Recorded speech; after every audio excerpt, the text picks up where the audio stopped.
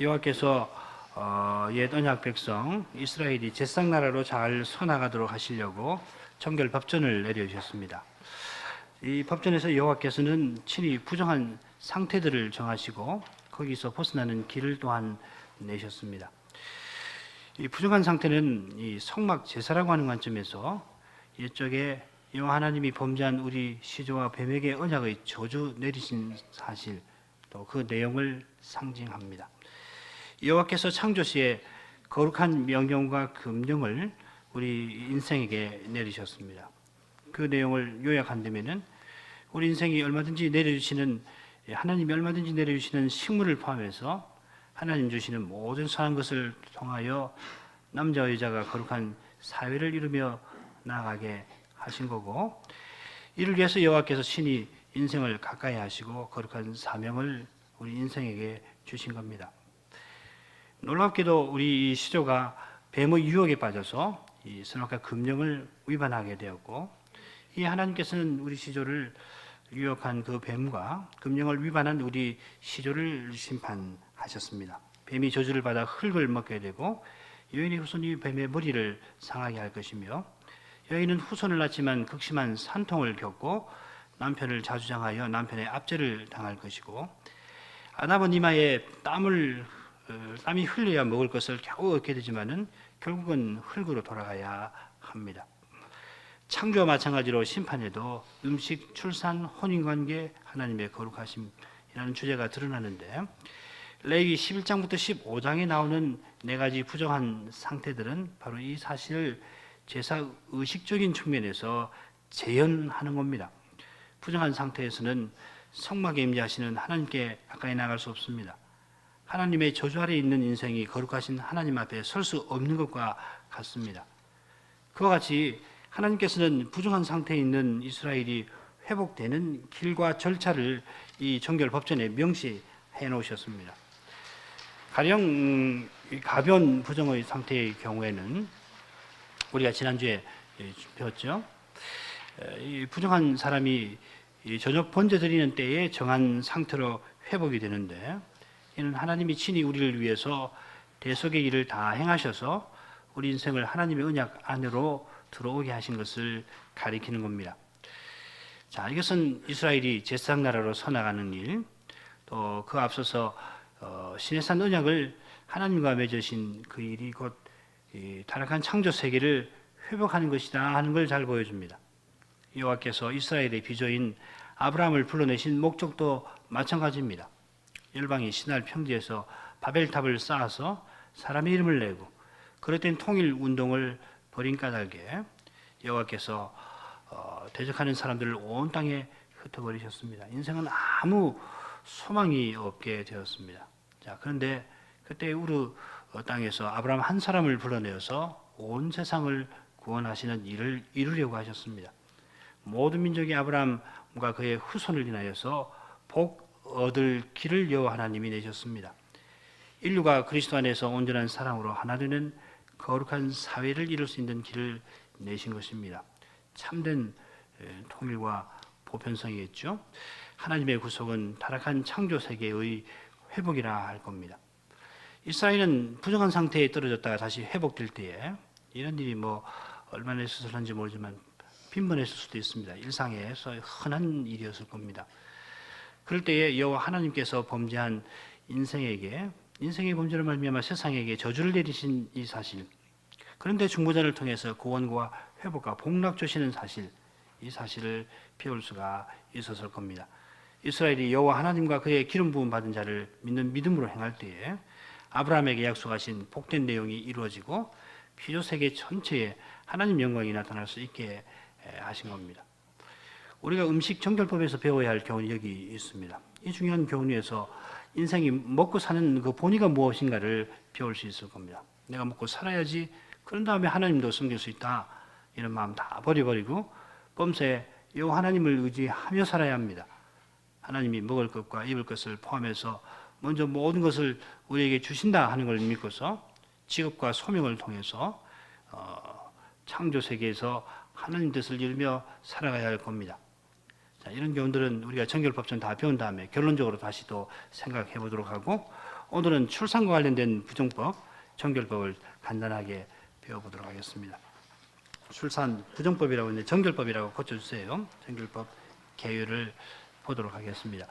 1절부터 2절 상반절까지 머리말 나오고요. 그 다음 2절 하반절부터 5절까지 출산에 따른 부정의 문제, 남자아이, 여자아이, 아기의 경우 각각 나오고, 그 다음에 거기에 해당되는 제사와 그리고 요약, 그리고 가난한 자를 위한 규정 뭐 이렇게 되어 있습니다.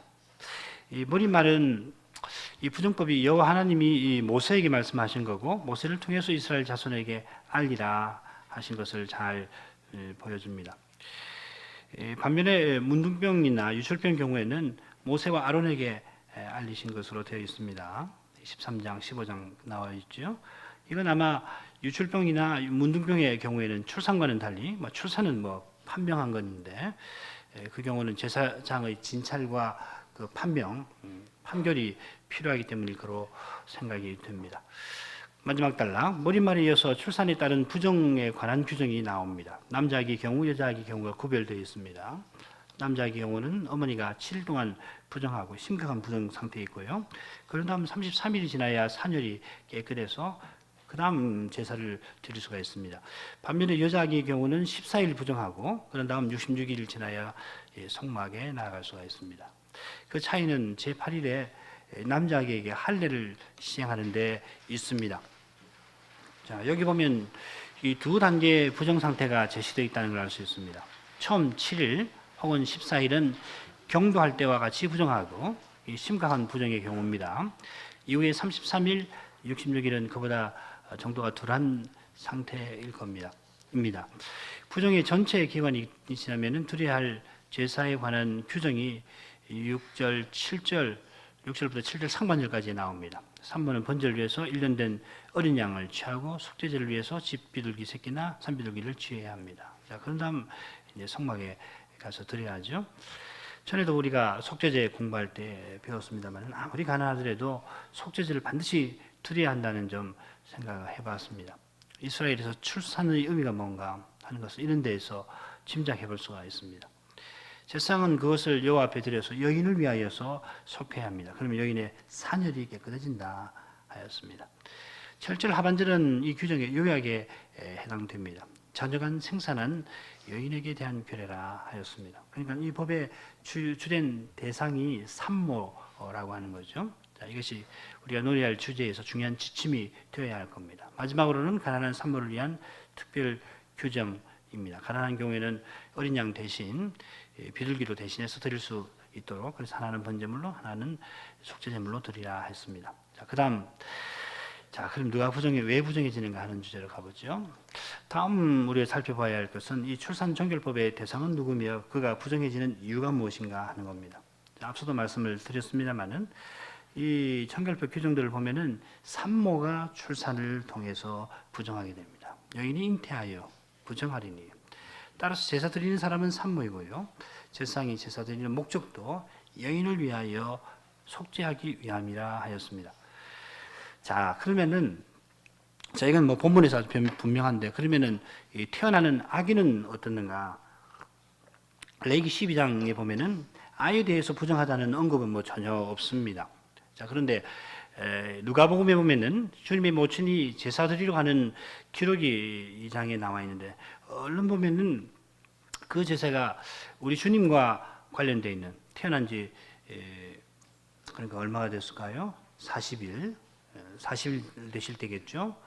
그때 마치 주님과 관련된 제사인 것처럼 보입니다.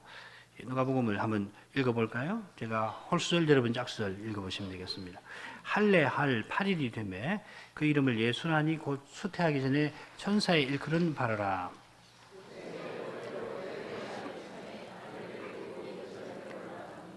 이는 주의 법에 쓴 바 첫 해에 처음 난 남자마다 주의 거룩한 자라 하리라 한 대로 아기를 죽게 드리고,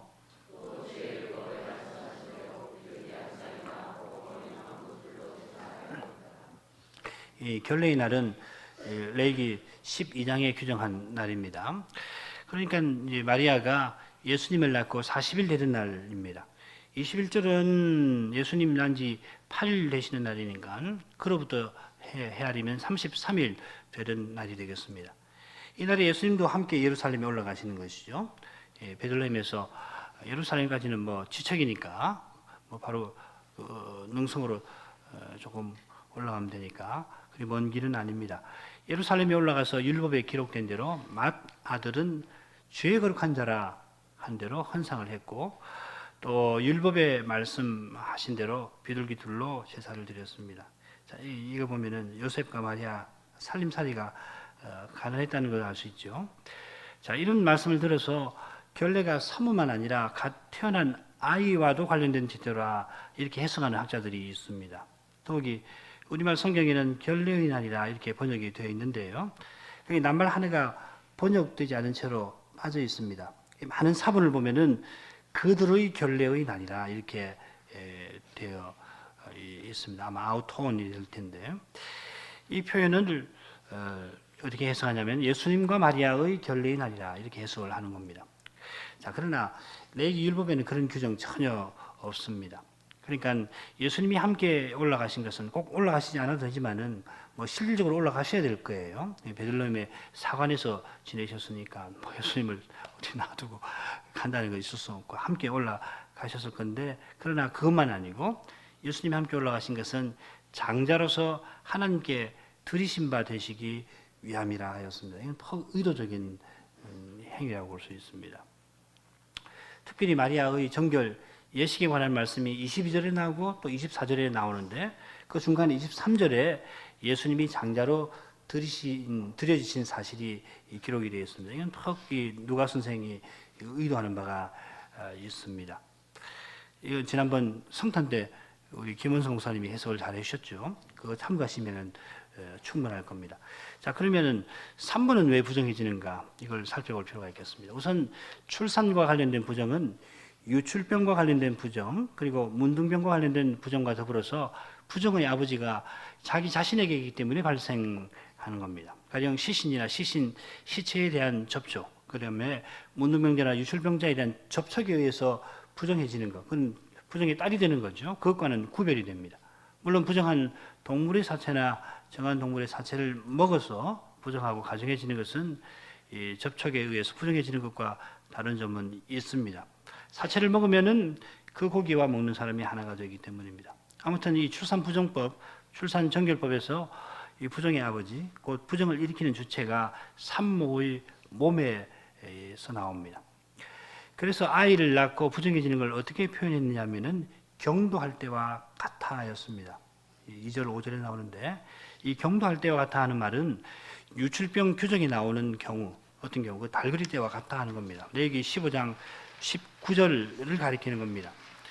이 달그리 하는 여인은 7일 동안 부정해지고 그때 누가 그 여인을 만지거나 그 여인이 누웠던 자리에 접촉하면은 그 사람은 저녁까지, 그러니까 하루 동안 부정해지고요. 또 여인과 동침을 하게 되면은 여인하고 똑같이 7일 동안 그 남자는 부정한 상태에 있게 됩니다. 이 동침은 하나 되는 거니까 여인과 같은 상태에 있게 될 것입니다. 아이를 낳으면 산모는 경도할 때까지와 같이 7일간 부정해집니다. 이런 출산에 따른 부정과 유출에 의한 부정이 결국은 동일한 것이다 하는 걸 암시를 하는 거죠. 자, 그런데 남자 아기를 낳은 경우는 경도할 때와 같이 부정의 기간이 7일이고 여자 아기 경우는 2배가 됩니다. 어떤 학자에 의하면은 여자 아기를 낳을 때 붉은 산혈이 나오는 기간이 더 길다고 하는데 정확하게 뭐 그 기간이 2배가 되지는 않을 겁니다. 그러니까 이거는 물론 이제 생리적으로 뭐 그런 현상이 관찰이 될 수는 있겠습니다만은 중요한 것은 이 7일, 14일 제사의식과 관련된 상징적인 규례거든요. 그래서 이 2배 되는 것은 옛 언약 아래서 남자와 여자의 관계를 표현하는 듯합니다. 남자와 여자의 2배인 사실을 가장 잘 볼 수 있는 것이 속전입니다. 27장 그 2절부터 7절에 보면은 사람의 값어치를 표현해 놨는데 거기 정하지는 않습니다만은 2배의 원리가 작용을 하고 있습니다. 남자와 여자의 대표라고 하는 것을 가리킬 겁니다. 경도할 때와 같은 부정의 상태가 끝나고 마지막 단락입니다. 그 다음에는 산혈이 깨끗해지는 기간이 이어집니다. 이 기간도 일종의 부정의 상태입니다. 왜냐하면 이 기간 차기 전에는 성물을 만진다든지 성소에 들어가지 못합니다. 가령 이 기간에 그 가정이 화목제를 드렸는데 그러면 이 여인은 화목제 은식에 참여할 수 없고요. 그가 제사장의 아내이면은 제사장이 주시는 은식에 참여할 수가 없습니다. 뭐 당연히 제사 드리는데 가까이 나갈 수가 없지요. 자, 그렇지만은 성경은 산혈이 깨끗해지는 기간이다. 부정 상태에서 회복되고 있는 기간으로 보고 있습니다. 자, 그러면은 이 산혈이 깨끗해지고 있는 부정의 기간과 처음 7일 경도할 때와 같은 부정의 기간은 차이점이 있는가? 만일에 이 기간에도 이 어머니가 경도할 때와 같이 부정해진다고 한다면 이건 뭐 적지 않은 문제가 그 집에 발생을 하게 될 겁니다. 이스라엘 경우에는 만일 그런 부정의 상태라면은 산모가 부정의 아버지가 되는 셈인데 그러면 뭐 산모와 함께 있는 아기는 부정의 상태에 그대로 있게 될 거고 집안 전체가 부정의 상태에 놓일 가능성이 매우 큽니다. 이 기간에 성물과 성소에 가까이 가서는 안 된다 규정이 붙은 것은 그게 물론 부정의 상태라는 것을 가리키지만은 그보다는 성소와 성물에 가까이 하지 못할 만큼만 부정하다 하는 걸 의미하는 것 같아요. 말하자면은 경도할 때처럼 부정한 것은 아니다. 부정의 아비의 상태는 아니다 하는 겁니다. 그전에는 부정의 아비의 상태가 되어서 이 오염, 부정을 오염하는 정도가 강했는데 이 33일, 60일, 66일 동안에는 그런 정도가 아니다는 걸 말씀하는 것 같습니다. 부정의 아버지가 되는 유출이 끝나고 그 유출에 의해서 부정하게 된 상태로 33일, 66일을 지내게 되는 거죠. 그러면 이제 오염의 정도가 약하니까 집안 사람들이 오염될 가능성이 줄어들어 버리고 아이도 마찬가지겠죠. 자, 이런 경우의 내용들을 바탕으로 해서 어머니의 출산 기간에 갓난 아기는 그럼 어떤 상태에 있겠는가 한번 추측을 해보죠. 자, 이 문제를 다룰 때 남자 아기를 기준으로 삼아 보겠습니다. 먼저 아기는 어머니의 젖을 먹어야 하니까 어머니와 마찬가지로 7일간 부정해질 겁니다. 경도하는 여인과 동침하는 남자가 7일간 부정해지는 것과 비슷한 이치라고 할 수 있고 사실상 뭐 아이는 7일 동안 아니 그 이후도 어머니랑 딱 붙어 있으니까 뭐 부정한 상태로 있을 수밖에 없죠. 아기는 어머니와 하나인 상태에 있습니다. 자, 이런 점을 이해할 때 주님의 말씀이 도움이 되리라고 생각합니다. 예수께서 대답하시되 진실로 진실로 네게 이르노니 사람이 물과 성신으로 나지 아니하면 하나님 나라에 들어갈 수 없느니라. 육으로 난 것은 육이요 성신으로 난 것은 영이니 내가 네게 거듭나야 하겠다는 말을 기이 여기지 말라. 하나님 나라에 들어가려면은 물과 성신으로 거듭나야 한다 하는 말씀인데 이건 혈과 육으로는 하나님 나라를 유업으로 받을 수 없다 하는 바울 사도의 말씀과도 일치합니다. 고린도전서 15장 그 말씀이죠. 자, 그런데 성신으로 거듭나기 전의 상태, 사람이 어머니에게서 나는 상태를 주님은 육으로 난 것은 육이라 말씀하셨습니다. 육이라고 하셨습니다. 아기가 어머니에게서 날 때 육으로 난 육이라 하는 겁니다. 그래서 출산정결법은 이런 진리를 상징을 하고 있습니다. 산모가 그러니까는 육이니까 할례는 그 육을 잘라버리는 거죠. 나중에 할례 의미에서 그 결론적으로 말할 겁니다. 그래서 할례는 그 살을 베어버린다 하는 말이 나와요. 예.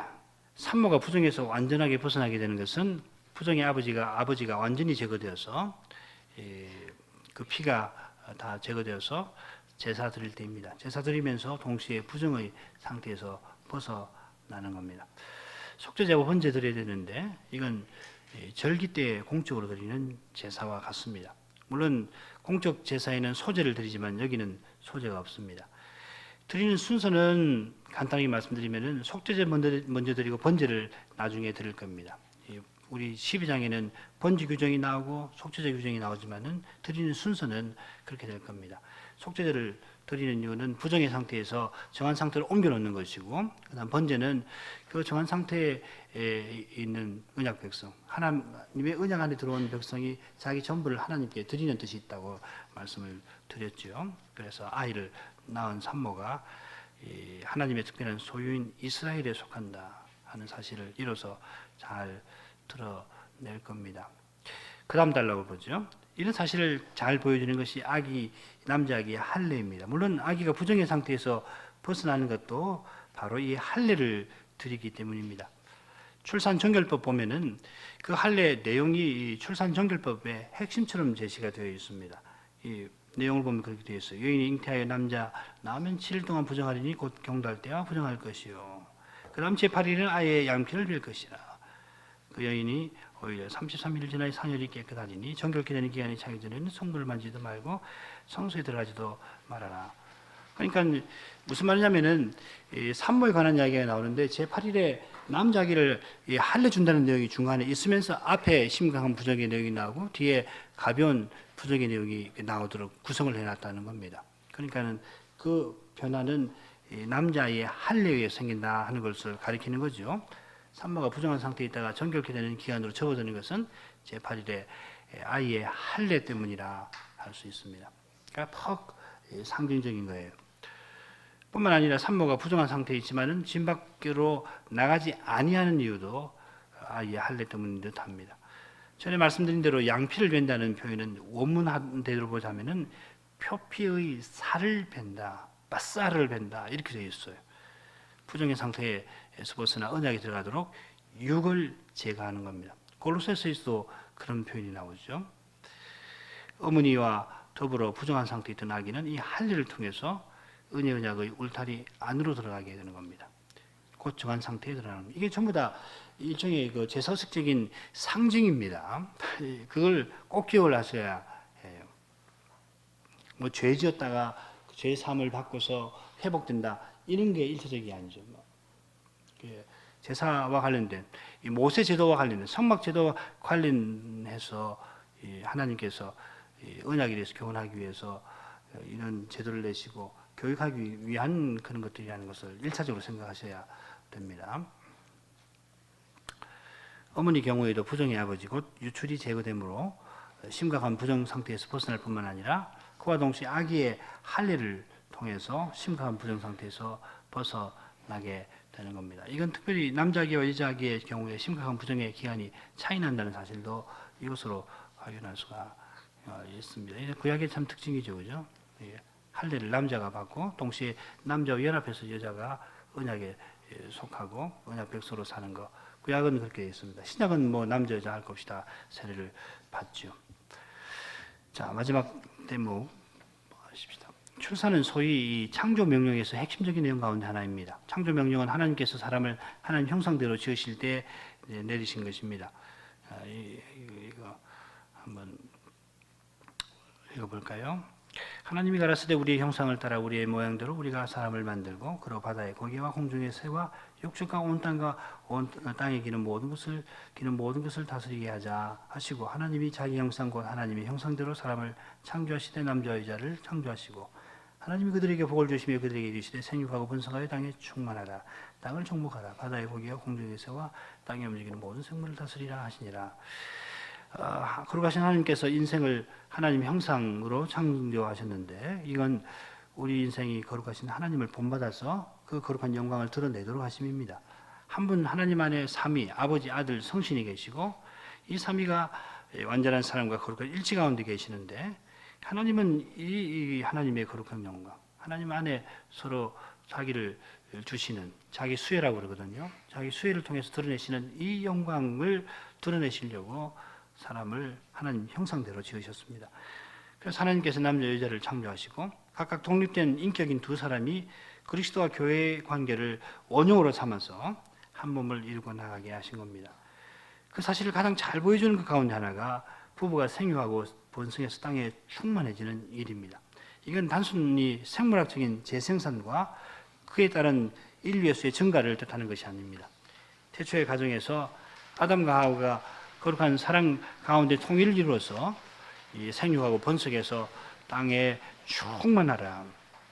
그리스도와 교회의 관계를 지향하면서 자식을 낳고 하나님 말씀을 좇아 자손을 양육해서 그 자손들이 건실하게 장성해 나가는 거 이거 다 포함하는 말씀입니다. 그런데 이 고귀한 일은 우리 시조의 타락으로 말미암아 하나님 저주 아래에 있게 되었습니다. 같이 한번 읽어보시죠. 또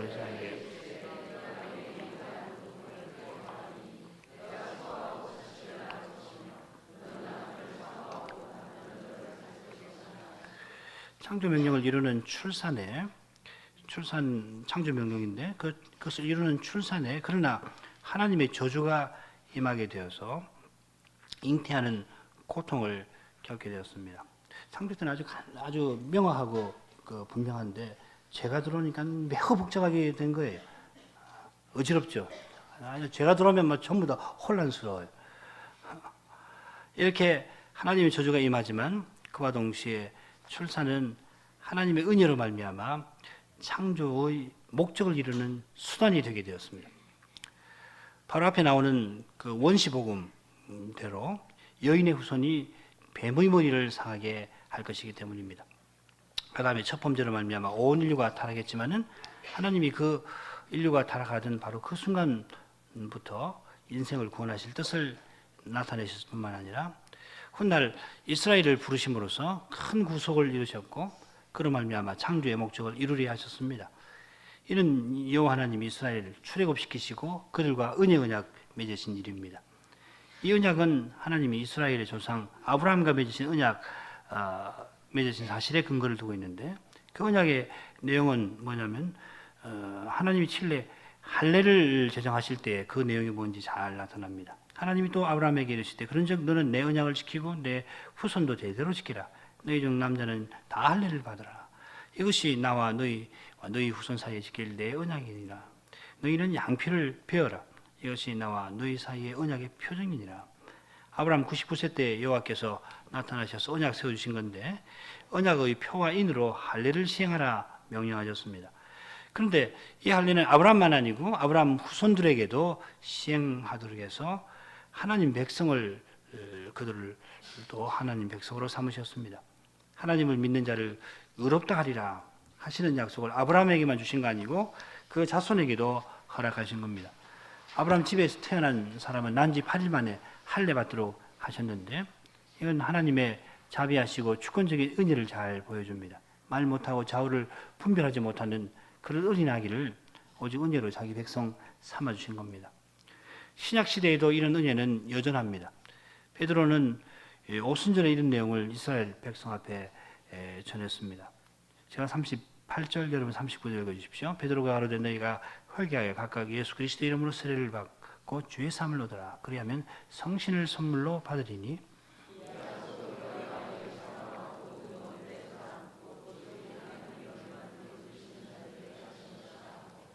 예수 그리스도를 믿는 자는 죄의 사함을 얻고 성신을 선물로 받으리라 하는 약속은 베드로의 강서를 지금 듣는 사람들만 아니라 그들의 자손에게도 하신 약속입니다.